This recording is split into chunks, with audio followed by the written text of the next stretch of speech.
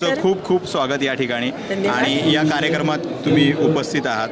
तर एवढ्या वर्षाचा तुमचा अभ्यास आहे किंवा एवढ्या वर्षाचं एक्सपोजर आहे, असं कुठली गोष्ट तुम्हाला वाटते की ज्याच्यामुळे शास्त्र टिकून आहे? कारण मला असं वाटतं की नेहमी आपण भविष्याकडे बघत असतो.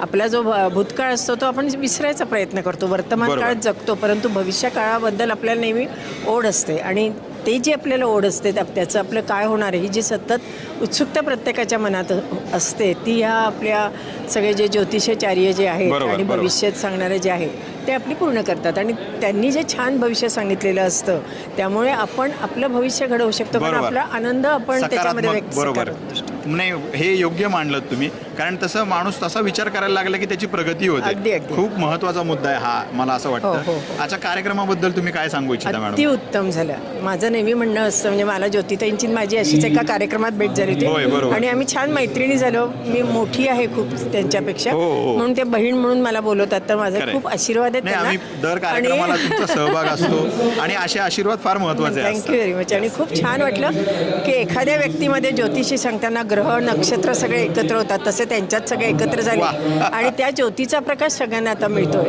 हे जास्त छान वाटतं. Thank you madam, thank you.